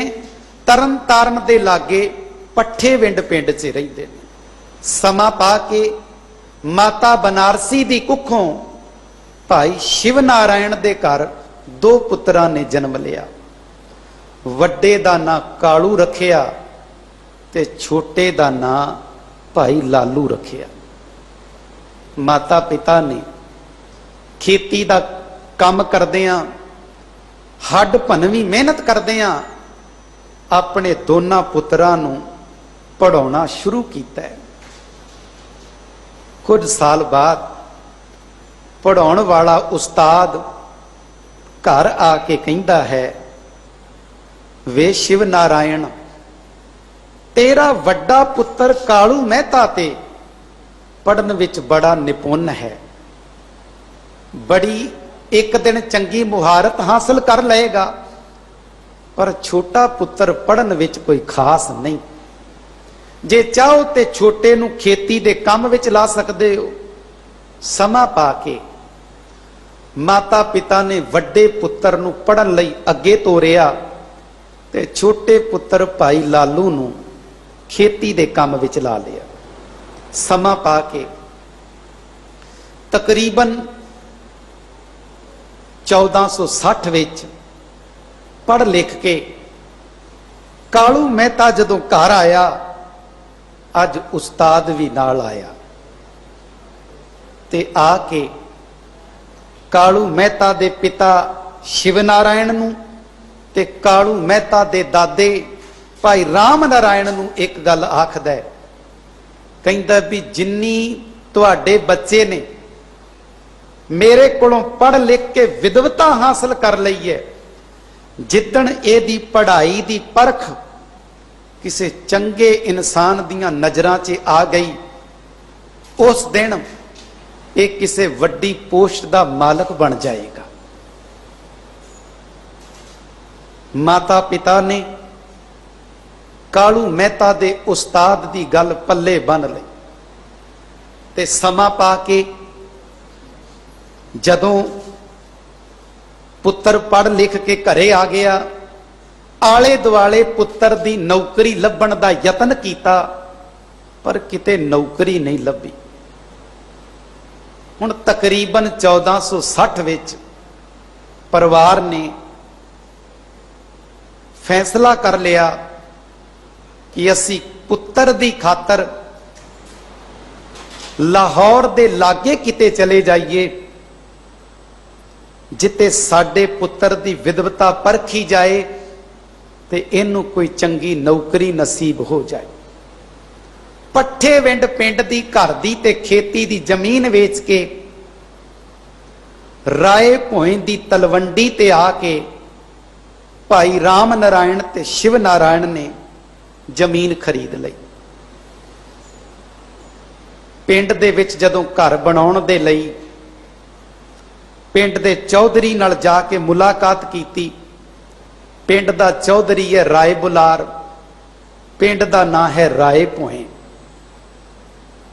ਰਾਏ ਬੁਲਾਰ ਦੇ ਪਿਤਾ ਦਾ ਨਾਂ ਹੈ ਰਾਏ ਭੋਇੰ, ਜਿਹਦੇ ਨਾਂ ਤੋਂ ਇਸ ਪਿੰਡ ਦਾ ਨਾਂ ਰਾਏ ਭੋਇੰ ਦੀ ਤਲਵੰਡੀ ਪਿਆ। ਅੱਜ ਜਦੋਂ ਪੁੱਛ ਪੜਤਾਲ ਕੀਤੀ, ਰਾਮ ਨਾਰਾਇਣ ਤੇ ਸ਼ਿਵ ਨਾਰਾਇਣ ਨੇ ਰਾਏ ਬੁਲਾਰ ਤੋਂ ਕਿ ਘਰ ਬਣਾ ਲਈਏ, ਕਿਉਂਕਿ ਅੱਜ ਵਰਗਾ ਸਮਾਂ ਨਹੀਂ ਸੀ ਜਿੱਥੇ ਮਰਜ਼ੀ ਕੋਈ ਘਰ ਖਰੀਦ ਕੇ ਰਹਿਣਾ ਸ਼ੁਰੂ ਕਰ ਦੇਵੇ ਤੇ ਜਿੱਥੇ ਮਰਜ਼ੀ ਥਾਂ ਖਰੀਦ ਕੇ ਕੋਈ ਘਰ ਬਣਾ ਲਵੇ। ਪਹਿਲਾਂ ਪਿੰਡ ਦੇ ਚੌਧਰੀ ਕੋਲੋਂ ਪਰਮਿਸ਼ਨ ਲੈਣੀ ਪੈਂਦੀ ਸੀ। ਪਿੰਡ ਦਾ ਚੌਧਰੀ ਰਾਏ ਬੁਲਾਰ ਆਖਦਾ ਹੈ, ਪਹਿਲਾਂ ਪਿਛਲੇ ਪਿੰਡ ਤੋਂ ਪੁੱਛ ਪੜਤਾਲ ਕਰਾਂਗਾ, ਤੁਸੀਂ ਪਿਛਲਾ ਪਿੰਡ ਕਿਉਂ ਛੱਡਿਆ, ਤਾਂ ਘਰ ਬਣਾਉਣ ਦੀ ਇਜਾਜ਼ਤ ਮਿਲੇਗੀ। ਕੁਝ ਦਿਨ ਬਾਅਦ ਫਿਰ ਤੁਹਾਨੂੰ ਰਿਪੋਰਟ ਆਉਣ ਤੋਂ ਬਾਅਦ ਘਰ ਬਣਾਉਣ ਦੀ ਅਨੁਮਤੀ ਦੇਵਾਂਗੇ। ਰਾਏ ਬੁਲਾਰ ਨੇ ਇਹਨਾਂ ਨੂੰ ਤੋੜ ਦਿੱਤਾ। ਉਸ ਤੋਂ ਬਾਅਦ ਆਪਣੇ 2 ਅਹਿਲਕਾਰ ਨੌਕਰ ਤਿਆਰ ਕਰਕੇ ਪੱਠੇ ਵਿੰਡ ਪਿੰਡ ਵਿੱਚ ਭੇਜ ਦਿੱਤੇ। ਇੱਥੇ ਪਿੰਡ ਦੇ ਲੋਕਾਂ ਤੋਂ, ਪਿੰਡ ਦੇ ਚੌਧਰੀ ਤੋਂ ਪੁੱਛਿਆ, ਪਤਾ ਲੱਗਾ ਕਿ ਪਰਿਵਾਰ ਦਾ ਇੱਕ ਬੱਚਾ ਪੜ੍ਹ ਲਿਖ ਕੇ ਚੋਟੀ ਦਾ ਵਿਦਵਾਨ ਬਣ ਗਿਆ। ਆਪਣੇ ਬੱਚੇ ਦੀ ਚੰਗੀ ਨੌਕਰੀ ਦੀ ਖਾਤਰ ਘਰ ਦੀ ਥਾਂ ਵੇਚ ਕੇ ਗਏ, ਹੋਰ ਕੋਈ ਕਾਰਨ ਨਹੀਂ। ਰਿਪੋਰਟ ਆ ਗਈ। ਰਾਏ ਬੁਲਾਰ ਨੇ ਸ਼ਿਵ ਨਾਰਾਇਣ ਤੇ ਰਾਮ ਨਾਰਾਇਣ ਨੂੰ ਬੁਲਾ ਲਿਆ। ਕਹਿਣ ਲੱਗੇ, ਹੁਣ ਤੁਸੀਂ ਦੱਸੋ ਪਿਛਲਾ ਪਿੰਡ ਕਿਉਂ ਛੱਡਿਆ? ਕਹਿਣ ਲੱਗੇ, ਆਪਣੇ ਬੱਚੇ ਦੀ ਖਾਤਰ ਉਹ ਪੜ੍ਹ ਲਿਖ ਕੇ ਵਿਦਵਾਨ ਹੋ ਗਏ। ਰਾਏ ਬੁਲਾਰ ਆਖਦਾ, ਪਿਛਲੇ ਪਿੰਡ ਦੇ ਲੋਕਾਂ ਤੋਂ ਤੇ ਚੌਧਰੀ ਕੋਲੋਂ ਵੀ ਰਿਪੋਰਟ ਇਹ ਹੀ ਮਿਲੀ, ਜਿਹੜੇ ਬੋਲ ਤੁਹਾਡੀ ਜ਼ੁਬਾਨ ਦੇ ਨੇ। ਮੇਰੇ ਮਨ 'ਚ ਇੱਕ ਗੱਲ ਹੈ ਕਿ ਤੁਸੀਂ ਆਪਣੇ ਬੱਚੇ ਦੀ ਮੇਰੇ ਨਾਲ ਮੁਲਾਕਾਤ ਤੇ ਕਰਾਓ, ਮੈਂ ਮੁਲਾਕਾਤ ਕਰਕੇ ਵੇਖਾਂ ਵੀ ਸੱਚ ਵਿੱਚ ਤੁਹਾਡੇ ਬੱਚੇ ਅੰਦਰ ਏਡੀ ਵਿਦਵਤਾ ਹੈ। ਤੁਹਾਨੂੰ ਘਰ ਬਣਾਉਣ ਦੀ ਤੇ ਪਿੰਡ ਵਿੱਚ ਮੈਂ ਇਜਾਜ਼ਤ ਦਿੱਤੀ। ਹੁਣ ਕਾਲੂ ਮਹਿਤਾ ਜਦੋਂ ਰਾਮ ਨਾਰਾਇਣ ਤੇ ਸ਼ਿਵ ਨਾਰਾਇਣ ਨੂੰ ਗੱਲ ਕਹਿੰਦੇ ਨੇ, ਉਹ ਆਪਣੇ ਬੱਚੇ ਨੂੰ ਸ਼ਿਵ ਨਾਰਾਇਣ ਕਾਲੂ ਮਹਿਤਾ ਨੂੰ ਲੈ ਕੇ ਰਾਏ ਬੁਲਾਰ ਦੇ ਸਨਮੁਖ ਆਉਂਦਾ। ਸਾਹਮਣੇ ਬਿਠਾ ਕੇ ਜਦੋਂ ਰਾਏ ਬੁਲਾਰ ਚੌਧਰੀ ਨੇ ਕਾਲੂ ਮਹਿਤਾ ਨਾਲ ਗੱਲ ਕੀਤੀ, ਵਿਦਵਤਾ ਪਰਖੀ, ਚੜ੍ਹਦੀ ਜਵਾਨੀ, ਮੁਕੰਮਲ ਵਿਦਵਤਾ ਵੇਖ ਕੇ ਰਾਏ ਬੁਲਾਰ ਕਾਲੂ ਮਹਿਤਾ ਤੇ ਕਾਇਲ ਹੋ ਗਿਆ। ਇਮੀਡੀਏਟਲੀ ਬੋਲ ਕੇ ਕਹਿੰਦਾ, ਵੇ ਸ਼ਿਵ ਨਾਰਾਇਣ, ਤੇਰਾ ਪੁੱਤਰ ਵਾਕਿਆ ਹੀ ਚੋਟੀ ਦਾ ਵਿਦਵਾਨ ਹੈ। ਮੈਂ ਚਾਹੁੰਦਾ ਹਾਂ ਕਿ ਮੈਂ ਇਹਨੂੰ ਆਪਣੇ ਇਲਾਕੇ ਦੀ ਜ਼ਮੀਨ ਦੀ ਮੁਲਾਜ਼ਮਤ ਇਕੱਠੀ ਕਰਨ ਲਈ ਪਟਵਾਰੀ ਦੀ ਨੌਕਰੀ ਤੇ ਰੱਖ ਲਵਾਂ। ਕੀ ਤੁਹਾਨੂੰ ਤੁਹਾਡੇ ਬੱਚੇ ਲਈ ਪਟਵਾਰੀ ਦੀ ਨੌਕਰੀ ਮਨਜ਼ੂਰ ਹੈ? ਹੁਣ ਸੋਚ ਕੇ ਦੇਖੋ, ਉਸ ਪਰਿਵਾਰ ਨੂੰ ਕਿੰਨਾ ਚਾਅ ਚੜਿਆ ਹੋਏਗਾ, ਜਿਹੜਾ ਪਰਿਵਾਰ ਪਿਛਲਾ ਘਰ ਤੇ ਥਾਂ ਇਸ ਕਰਕੇ ਵੇਚ ਕੇ ਆਇਆ ਕਿ ਸਾਡੇ ਬੱਚੇ ਨੂੰ ਚੰਗੀ ਨੌਕਰੀ ਮਿਲ ਜਾਏ। ਇਧਰ ਪਟਵਾਰਗਿਰੀ ਦੀ ਨੌਕਰੀ ਮਿਲ ਗਈ। ਨੌਕਰੀ ਕਰਦਿਆਂ ਸਾਲ ਕੁ ਦਾ ਸਮਾਂ ਬਤੀਤ ਹੋਇਆ। ਹੁਣ ਅੱਜ ਕਾਲੂ ਮਹਿਤਾ ਦਾ ਦਾਦਾ ਤੇ ਗੁਰੂ ਨਾਨਕ ਸਾਹਿਬ ਦਾ ਪੜਦਾਦਾ ਸ਼ਿਵ ਨਾਰਾਇਣ ਨੂੰ ਆਖਦਾ, ਰਾਮ ਨਾਰਾਇਣ ਸ਼ਿਵ ਨਾਰਾਇਣ ਨੂੰ ਆਖਦਾ, ਵੇ ਪੁੱਤਰਾ, ਪੋਤਾ ਹੋ ਗਿਆ ਮੇਰਾ ਜਵਾਨ, ਨੌਕਰੀ ਵੀ ਸੋਹਣੀ ਪਟਵਾਰੀ ਦੀ, ਮੇਰੀ ਬੁੱਢੜੀ ਉਮਰ, ਮੈਂ ਚਾਹੁੰਨਾ ਆਪਣੇ ਪੋਤਰੇ ਦਾ ਸਾਕ ਵੇਖ ਜਾਵਾਂ, ਵਿਆਹ ਵੇਖ ਜਾਵਾਂ, ਇਸ ਲਈ ਰਿਸ਼ਤਾ ਟੋਲ ਦਿਓ। ਸਮਾਂ ਪਾ ਕੇ लाहौर दी धरती दा एक पिंड है चाहल। इस चाहल पिंड विच भाई रामा रहिंदा है। ओदी पत्नी दा नां है बीबी पिराई। ओदा एक वड्डा पुत्र है, नां है भाई कृष्णा। उस तो छोटी धी है बीबी लखो। आप सोचोगे ये परिवार कौन है, ते लो सौखा करके समझ लईए। लाहौर दे पिंड चाहल दी धरती ते रहन वाला भाई रामा गुरु नानक साहब दा नाना है। बीबी पिराई गुरु नानक साहब दी नानी है। भाई कृष्णा गुरु नानक साहब जी दा मामा है। बीबी लखो गुरु नानक साहब दी मासी है। ते इसे घर विचों ही बच्ची है बीबी तृप्ता, जिन्हों धन गुरु नानक साहब जी दी मां होने दा सुभाग प्राप्त होना है। ये रिश्ता होया समा पा के जिदन बीबी तृप्ता नूं विआह के घर लियाउणा सी, उदन अज राम नारायण अपनी नौ बीबी बनारसी नूं कहंदा, धीए देख ना साडे घर धी पैदा होई ना तेरे घर धी पैदा हुई। जेड़ी बच्ची नूं विआह के घर लियाउने आ ओनू असी धी बना के घर च रखदे आ। देख मेरे पोतरे कालू मेहता नाल विआह के जिस बच्ची तृप्ता ने आउणा तू ओनू कदे नौ नहीं कहना, ओनू धी बना के घर विच रखना ते धी बना के मान देना। जिस घर विचों धी नूं इन्ना मान मिलदा होवे, जिस घर विचों बाबे नानक दे घर विचों औरत दे प्रति एडा प्यारा बचन ते रुतबा बख्शिश कीता होवे, सो क्यों मंदा आखिए जित जम्मै राजान। ते होर बड़े कमाल दी गल कि सब तो पहला जे बाबे नानक नूं गुरु दे रूप विच किसे ने पछाणिया ते ओ भी एक औरत ही सी। सतगुरु गुरु अर्जन साहब महाराज अज दे लड़ीवार शब्द च कह रहे ने, मालका मेरे ते ऐसी किरपा कर मैं अपने गुरु तो ना विछड़ा, मैनू गुरु चेते रवे, मेरा प्यार गुरु नाल बनिया रवे, मेरा प्यार परमात्मा तेरी याद विच रवे। ते जे एक अख दे पलक चमकण जितने समय लई तू विसर गया ते मैं समझांगी कि करोड़ां दिन ते लखां साल हो गए ने मैं जीव इस्त्री तेरे तो विछड़ी होईयां। सतगुरु कह रहे ने, एक निमख जे बिसरे स्वामी जानू कोट दिनस लख बरिया। अगला बचन, साध संगत की भीड़ जो पाई। इथे भीड़ दा अखरी अर्थ है भीड़, भाव इकट्ठ। साध संगत की भीड़ जो पाई, जदों मैनू गुरु दी संगत दा इकट्ठ नसीब हो गया, भाव जदों मैनू गुरु दी संगत नसीब हो गई। हुण बंदा जदों गुरुद्वारे आवे, अमूमन हर संडे नू इस पावन स्थान ते भी संगत दा बहुत रश हुंदा है। कई वेरां पिछों धक्के पैंदे ने ते ओ एक आम जिहा बचन कि कोई बंदा दरबार साहिब दर्शन दीदारे करन लई कतार विच खड़ोता सी, ओदे नाल कुछ नौजवान भी खड़ोते सन। पिछों धक्का वजया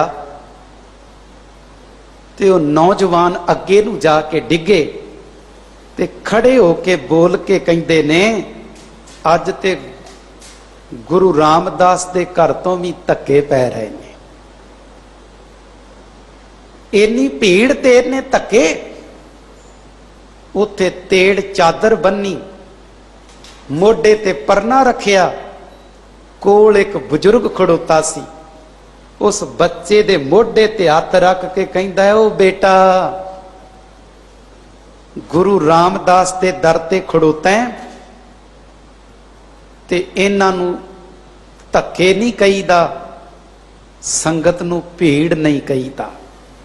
देख मैं तैनूं सच गल कहना, जे तू मन विच इन्हां नूं धक्के समझ के बैठा है ते गुरु रामदास दे घर दे धक्के खा के भी जे चला गया, तू जमा दे धक्कियां तो जरूर बच जाएगा। ये धक्के भी तेरे जीवन नूं तब्दील कर देणगे। कदे भी गुरु की संगत विच इकट्ठ नूं भीड़ नहीं कहना चाहिए।